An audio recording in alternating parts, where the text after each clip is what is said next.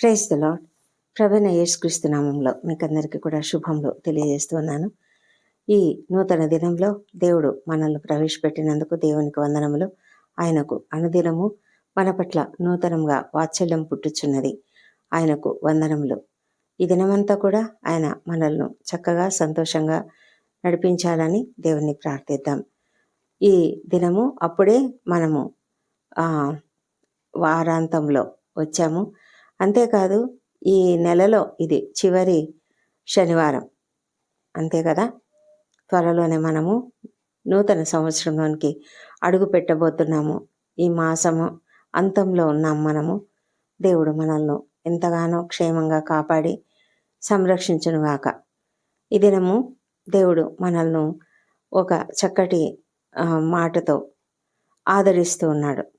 అంతేకాదు ఆయన మనకు ఒక ఉపదేశం ఇస్తున్నాడు. ఏంటంటే, మనము ఆకాశంలో మరి జ్ఞానులు చూసిన నక్షత్రంలాగా మనం కూడా ఇతరులను యేసయ్య వైపుకు చూపించాలి.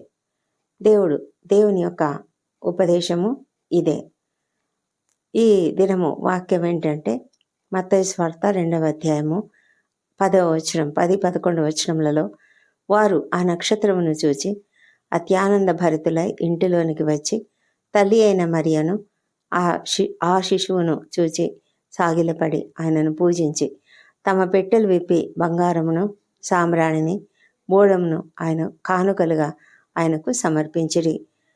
అయితే ఆ నక్షత్రము అంతవరకు ఎక్కడి వరకు వారిని నడిపించిందంటే, ఎక్కడో తూర్పు దేశంలో ఉన్నటువంటి వారిని ఈ యూదా దేశంలో బెత్లెహేంలో వారు ఉన్నటువంటి ఇంటి దగ్గరికి తీసుకొని వచ్చింది. మరి ఎంత అద్భుతంగా ఒక GPS లాగా. ఇప్పుడైతే మనకు దారి తెలియకపోతే ఏ కారులో మనం ప్రయాణం చేస్తున్నా, లేకపోతే ఆటో వాళ్ళు అయినా ఎవరైనా సరే మనకు ఒక మార్గం చూపించే ఒక యాప్ ఉంటుంది. అది పెట్టుకొని మనము దాని వెంట, అంటే ఆ మార్గంను అది చూపిస్తుంది కదా. ఆ చూపించే మార్గం వెంటనే వెళ్తూ ఉంటారు డ్రైవర్లంతా కూడా. మనకు ఎక్కడైనా దారి తెలియకపోతే వెంటనే మన మొబైల్ ఓపెన్ చేసి GPS పెట్టుకుంటాము. దాని ద్వారా మనకు దారి తెలుస్తుంది. పూర్వకాలంలోనట మనము అవర్ డైలీ బ్రెడ్ అనే ఒక పుస్తకంలో ఒక ఉదంతము మొన్ననే చదివాము. ఏంటంటే, ఒక నార్త్ స్టార్ అని ఒకటి ఉంటుంది కదా. అది ఉత్తర దిక్కున కనిపించేటువంటి ఒక స్టార్. ఆ స్టారు చాలా శక్తివంతంగా ప్రజలను సరైనటువంటి మార్గంలోనికి నడిపిస్తూ ఉంటుందట. ముఖ్యంగా సముద్రాలలో పనిచేసేవారు, ప్రయాణం చేసేవారు, అరణ్యాలలో మరి ఒక్కొక్కసారి దారి తప్పిపోయినటువంటి వారు ఆకాశంలో నక్షత్రాలను చూసి దిక్కులు తెలుసుకుని ఆ దిక్కుల ప్రకారం వెళ్తూ ఉంటారు. మరి ఈ యొక్క గొప్ప నక్షత్రము ఏదైతే జ్ఞానులకు దారి చూపించడానికి పుట్టినటువంటి నక్షత్రం, తూర్పు దిక్కున ఉన్నటువంటి జ్ఞానులకు ఎక్కడో ఉన్నటువంటి యూదాదేశపు బెత్లెహేంలో ఉన్న యేసయ్యను చూపించడానికి ఆ నక్షత్రాన్ని దేవుడే ఏర్పాటు చేశాడు. టామ్ ఫెల్టన్ అనేటువంటి వ్యక్తి ఆ డైలీ బ్రెడ్లో ఏం రాస్తున్నాడంటే, అతడు యంగ్ అంటే టీనేజ్లో ఉన్నప్పుడు ఒక క్లైడ్ అనేటువంటి వాడు ఒక నార్త్ స్టార్ లాగా ఉన్నాడట. ఎందుకు అంటే, అతడు తన కాలేజీలో బాస్కెట్ బాల్ టీంలో ఉండేవాడు. ఆ ఆటలో పాల్గొంటూ ఉండేవాడు ఈ రైటర్ కూడా. అతడు చాలా, అంటే ఒక ప్లేయర్ లాగా మాత్రమే కాదు, కానీ అతడు ఇంకా చాలా ప్రాముఖ్యమైనటువంటి వాడు. ఎందుకంటే అతడు నడిచే విధానమైనా, అతని యొక్క ప్రవర్తన అయినా, అతని యాక్షన్స్ అయినా, అతడు ఇతరులతో ఎలా మాట్లాడేవాడో, అంటే ప్రతి ఒక్కరిని కూడా ప్రభావితం చేసే రీతిలో ఏ విధంగా మాట్లాడేవాడో, ఇదంతా కూడా తనని, అంటే ఈ రైటర్ని చాలా ఇన్స్పైర్ చేసేవాడట. అవన్నీ కూడా అతన్ని చాలా ఇన్స్పైర్ చేసేవి. అయితే ఈ క్లైడ్ అనేటువంటి వాడు తన యొక్క ప్రేమతో, తన యొక్క ఆ ప్రేమ ఎలా వెదజల్లేవాడంటే అందరిని కూడా, అంటే క్రీస్తు తెలియనటువంటి వారందరినీ కూడా అతడు క్రీస్తు వైపుకు నడిపించేవాడనమాట. అంటే అతడు ఒక నక్షత్రంలాగా ఈ టామ్ ఫెల్టన్ అనే రైటర్కి అనిపిస్తూ ఉందన్నమాట. అయితే ఈ క్లైడ్ గురించి తలుచుకున్నప్పుడల్లా ఈ టామ్ ఫెల్టన్ తను ఈ క్రీస్తును ఎవరైతే క్రీస్తును చూపిస్తారో వాళ్ళందరిని గురించి కూడా ఆలోచిస్తూ ఉంటాడనమాట. మనము జీసస్ క్రైస్ట్ని ఎప్పుడైతే తెలుసుకున్నామో, ఎప్పుడైతే ప్రభువైన యేసుక్రీస్తును అంగీకరించామో ఆ దినం నుంచి కూడా మనము ఒక మెచ్యూరిటీలోకి రావాలి. అంటే మన విశ్వాసం అభివృద్ధి పొందాలి. మనము క్రీస్తు యొక్క ప్రేమలో ఇంకా ఇంకా ఎదగాలి, ఆత్మీయంగా ఎదగాలి. ఈ విషయాన్ని అపొస్తలుడైన పేతురు తన 2వ పత్రికలో 1వ అధ్యాయంలో 3-4 వచనములలో చాలా క్లియర్గా అతడు రాస్తూ ఉన్నాడు. ఆయన ఆ అపొస్తలుడైన పేతురు ఏమంటాడంటే, ఎవరైతే ఒక మంచి విశ్వాసము ఎదిగినటువంటి స్థితిలో ఉన్నారో అలాంటి వారికి దేవుని యొక్క ఒక మహిమాయుక్తమైనటువంటి శక్తి అర్థమవుతుంది. అందుకని వాళ్ళు ఏం చేస్తారంటే, వాళ్ళు ఆ దేవుని యొక్క వాగ్దానములను, ఆ యొక్క మహిమాన్వితమైనటువంటి ఆ శక్తిని, వాటిని ఎప్పుడైతే వాళ్ళు అర్థం చేసుకుంటారో వాళ్ళు ఏం చేస్తారంటే వాటిని ఇతరులకు చూపించడానికి ప్రయత్నిస్తారు. ఆ విధంగా దేవుణ్ణి మహిమపరిచేలాగా వాళ్ళు జీవిస్తారు. దేవునికి మాత్రమే మహిమ కలిగేలాగా వాళ్ళు జీవిస్తారు. కనుక వాళ్ళ యొక్క జీవితాన్ని చూసినప్పుడు ఇతరులంతా కూడా ఆ విధంగా ప్రభావితులై దేవుని వైపునకు ఆకర్షితులవుతారు. మనం చాలాసార్లు అనుకుంటాం, నాకు చెప్పడానికి రాదు, నాకు ఎవరికి ప్రసంగాలు చేయడానికి రాదు, నేను ఎవరికి మెసేజ్లు చెప్పలేను, మరి స్టేజ్ల మీద నిలబడి మాట్లాడలేను అని మనం అనుకుంటూ ఉంటాం కదా. కానీ అలా అవసరం లేదు. మన జీవిత విధానం చాలు దేవునిని మనం ఇతరులకు చూపించగలిగేలాగా మన జీవితం ఉండాలి. మరి అపొస్తలుడైన పౌలు కూడా ఆయన ఏమంటారంటే, మన యొక్క మాటలు ఎల్లప్పుడూ కూడా క్షేమాభివృద్ధిని కలిగించే మాటలుగా ఉండాలి. మన మాటలు ఎల్లప్పుడూ కూడా ఉప్పు వేసినట్లుగా రుచికరంగా ఉండాలి. అంటే మన మాట తీరే ఇతరులను ఆకర్షించేలాగా ఉండాలన్నమాట. దేవుని యొక్క ఆత్మను మనం కలిగి ఉన్నప్పుడు, అంటే పరిశుద్ధాత్మను మనం కలిగి ఉన్నప్పుడు అది మనలో ప్రతిఫలిస్తుంది. ఆయన యొక్క మహిమ ప్రతిఫలిస్తుంది. ఆ నక్షత్రంలాగా మనం కూడా చీకటిలో వెలిగే నక్షత్రంలాగా మనం కనిపిస్తాం. అంటే మన యొక్క నక్షత్రాలు, అంటే మనము నక్షత్రంలాగా ఉండాలంటే ఇతరులను దాని వైపు ఆకర్షించాలన్నమాట. ఆ తూర్పు దిక్కున ఆ నక్షత్రాన్ని చూచినప్పుడు ఆ జ్ఞానులు, అది ఎంత బ్రైట్గా ఉందంటే నార్మల్గా ఉండే నక్షత్రంలాగా లేదు. ఆకాశంలో అనేక నక్షత్రాలు ఉన్నాయి, కానీ ఇది ఒక ప్రత్యేకమైన నక్షత్రంగా కనిపించింది. ఆ నక్షత్రాన్ని చూడగానే వాళ్లకు ఆ డిఫరెన్స్ తెలిసిపోయిందనమాట. వాళ్ళు ఆకాశంలోకి అలా చూసినప్పుడు మరి వాళ్ళకు వెంటనే ఇదేదో సంథింగ్ స్పెషల్ అన్నట్లుగా అనిపించి వాళ్ళు ఏం చేశారంటే దాని గురించి అధ్యయనం చేశారు. అధ్యయనం చేసినప్పుడు వాళ్ళకి అర్థమైంది ఏంటంటే, యూదా దేశంలో ఒక రాజు పుట్టాడు అని. ఆయన పుట్టుక వల్లనే, ఆయన పుట్టుకను సూచిస్తూ ఈ నక్షత్రం ఉదయించింది అని అర్థమైనప్పుడు వాళ్ళు ఏం చేశారంటే వెంటనే బయలుదేరి ఎంతో వ్యయ ప్రయాసలు కూర్చి ఎంతో దూరము ప్రయాణం చేసి వాళ్ళు మరి ఒంటెల మీద, ఆ కాలంలో ఎలాంటి వాహనాలు లేవు, ఒంటెల మీద ప్రయాణిస్తూ అంత దూరం వస్తుంటే ఆ నక్షత్రం కూడా వారికి ముందుగా నడిచిందట. అది ఆశ్చర్యకరమైన విషయం.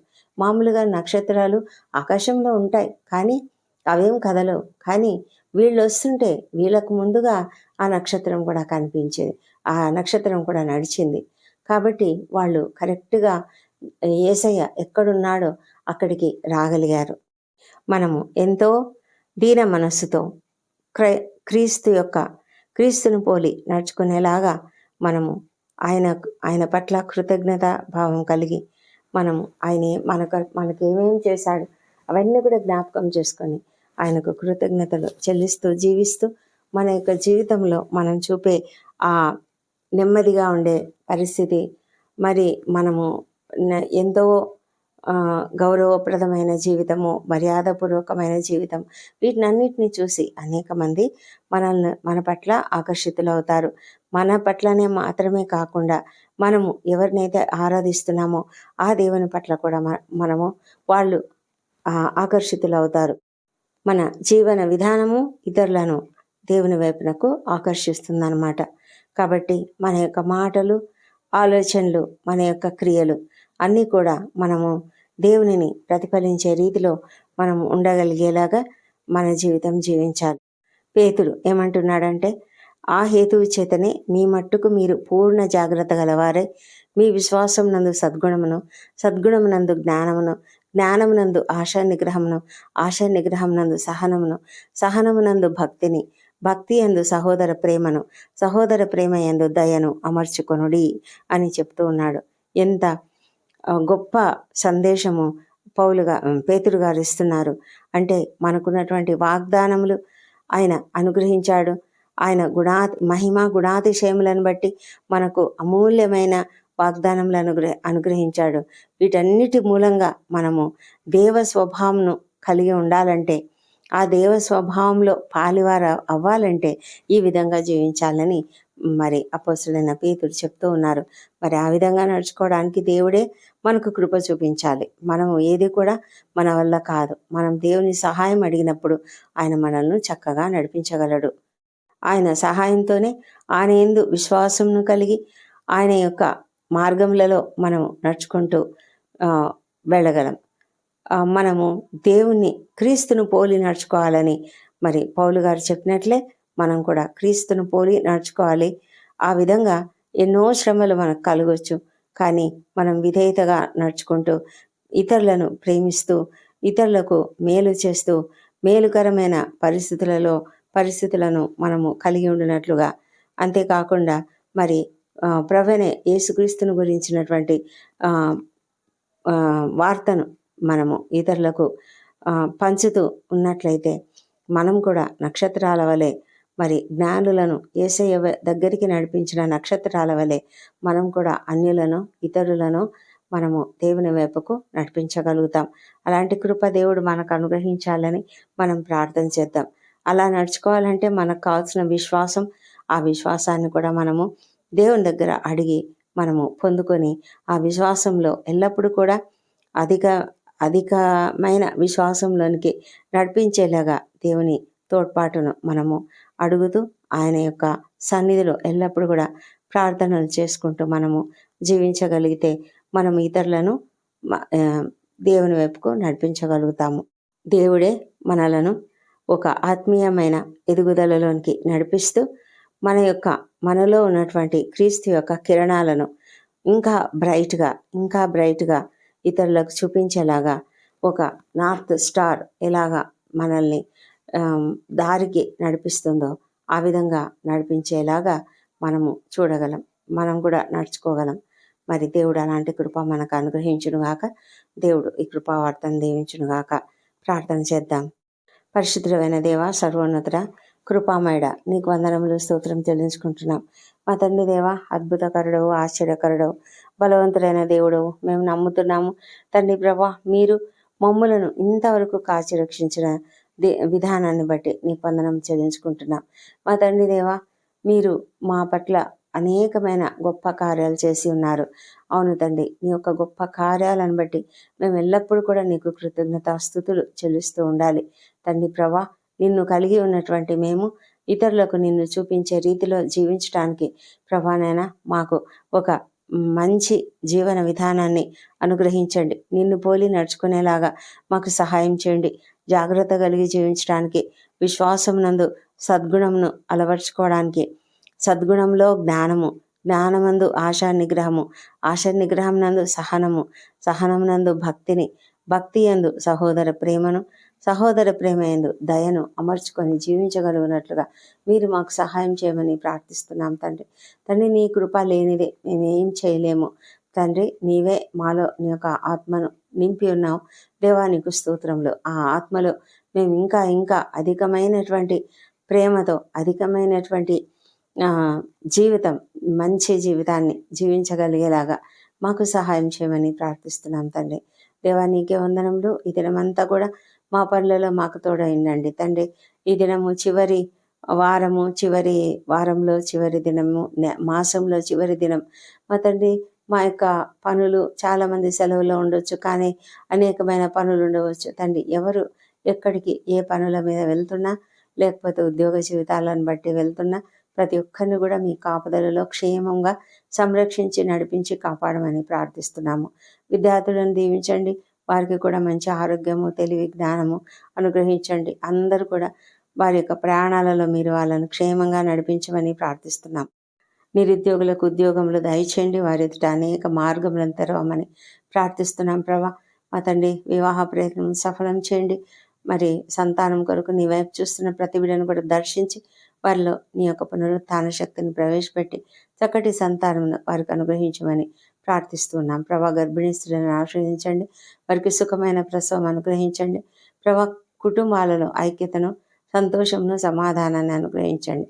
కలతలు, మనస్పర్ధలు లేకుండా కాపాడమని వేడుకొంచున్నాం మా ప్రభా. నాయన, నీవు మాకు చేస్తున్నటువంటి మేలులన్నిటిని బట్టి మరొక మారు నీకు వందనాలు, స్తోత్రం చెల్లించుకుంటూ, ఎంతమంది అయితే అనారోగ్యంతో బాధపడుతున్నారో, ఎంతమంది నాయన కష్టంలో ఉన్నారో ప్రభా, ఎంతమంది నాయన క్రిటికల్ కండిషన్స్లో ఉంటున్నారో వాళ్ళను మీరు స్వస్థపరచమని ప్రార్థిస్తున్నాము.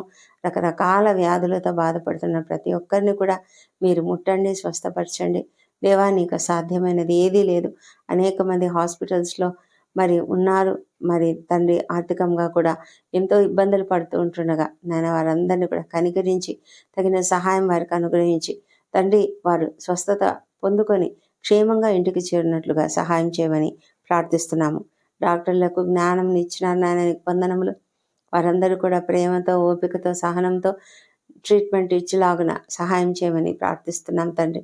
మా తండ్రి దేవా, అదేవిధంగా రకరకాల సమస్యలతో బాధపడుతున్న ప్రతి ఒక్కరిని కూడా మీరు ఆదరించండి. ఎంతోమంది అప్పుల సమస్యతో ఉన్నారు, ఎంతగానో కృంగిపోయి ఉన్నారు. వారిని అందరినీ మీరు లేవనెత్తి మరి వారి యొక్క అప్పులన్నీ కూడా త్వరగా తీరిపోనట్లుగా సహాయం చేయమని ప్రార్థిస్తున్నాం ప్రభా. మా తండ్రి దేవా, అన్యాయాలకు గురవుతున్నటువంటి వారికి న్యాయం జరిగించండి. మరి ఉద్యోగ జీవితాలలో అనేక సమస్యలు ఎదుర్కొంటున్నటువంటి ప్రతి ఒక్కరిని మీరు ఆదరించి వారికి కూడా సహాయం చేయమని ప్రార్థిస్తున్నాము. ఒంటరితనంతో ఉన్నటువంటి వాళ్ళను తండ్రి మీరు ఆదరించండి.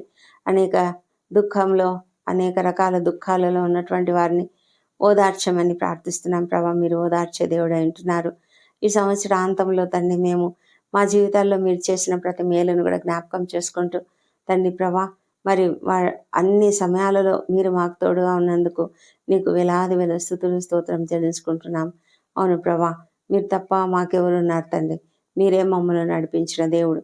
మా ప్రభా, మా ప్రతి పరిస్థితిలో, మా కష్టంలో, మా ఇబ్బందులలో, మా బాధలలో, దుఃఖంలో తండ్రి, మరి మాకున్నటువంటి ఒంటరితనంలో, మరి ప్రతి సమస్యలో కూడా మీరున్నారు దేవా. అనారోగ్యంలో ఉన్నప్పుడు మీరు మాకు తోడుగా ఉన్నారు మా ప్రభానైనా. మరి మీ యొక్క కాపుదల లేనిది మేము లేము తండ్రి దేవా. ఎంతో భద్రంగా మమ్మలను కాపాడుతూ కొనుకక నిద్రపోక మమ్మల్ని కాపాడిన దేవుడు. పగలెండి దెబ్బ, రాత్రి వెన్నెల దెబ్బ తగలకుండా కాపాడిన దేవుడు మా తండ్రి దేవా. మరి మా కుడి ప్రక్కను మాకు నీడగా ఉండి నడిపించిన దేవా, నీకే వేలాది వేల స్తోత్రములు చెల్లించుకుంటున్నాం మా ప్రభా. ప్రపంచమంతటా శాంతి, సమాధానం అనుగ్రహించండి. మరి ఇజ్రాయెల్ దేశంను దీవించండి, యెరూషలేమును దీవించండి. వారి నగరులలో క్షేమం, వారి ప్రాకారములలో నెమ్మదిని దయచేయమని ప్రార్థిస్తున్నాం తండ్రి. మా దేశంను దీవించండి. మా దేశంపై నీ పరిశుద్ధాత్మను కుమ్మరించండి తండ్రి. ప్రతి ఒక్కరూ నీకు నీతిగా, నిజాయితీగా పనిచేయనట్లుగా సహాయం చేయండి. మరి ప్రభా, ప్రతి ఒక్కరు నిన్ను తెలుసుకొనిలాగున కూడా కృప చూపించమని ప్రార్థిస్తున్నాం తండ్రి దేవా. ప్రభా, సేవకులను ఆశ్రయించండి. వారి సేవ ద్వారా అనేకులు నీ వైపునకు రాగలుగుటకు సహాయం చేయండి. రక్షణ లేని ప్రతి ఒక్కరిని కూడా రక్షించమని ప్రార్థిస్తున్నాం ప్రభా. మరి తండ్రి, మరి వ్యసనములలో ఉన్నటువంటి వాళ్ళను మార్చమని తండ్రి, నీ వైపునకు ఆకర్షించుకోమని ప్రార్థిస్తున్నాం తండ్రి. నీకే వందనములు. ఇది నేను బర్త్డేలు వివాహ దినం జరుపుకుంటున్న బిడ్డను దీవించండి. గడిచిన సంవత్సరం అంతా మీరు వారికి చేసిన ప్రతి మేలును బట్టి నీకు వందనములు. రాబోయే సంవత్సరంలో ఇంకనూ అధికమైన మేలులను వారికి అనుగ్రహించమని ప్రార్థిస్తున్నాం. మా ప్రభానైనా మరి నీ ముఖకాంతిని వారిపైన ప్రకాశింపజేసి సంపూర్ణమైన సంతోషము ఆనందమును వారికి అనుగ్రహించమని ప్రార్థిస్తున్నాం తండ్రి. మా ప్రార్థనలు అంగీకరించినందుకు వందనములు తండ్రి. మా ప్రార్థనలన్నీ మా ప్రభువును మా ప్రియ రక్షకుడునైనా యేసుక్రీస్తు నామంలో అడిగి పొంది ఉన్నామని నమ్ముతూ నీకు స్తోత్రం చెల్లిస్తున్నాం తండ్రి. ఆమెన్. ఆమెన్.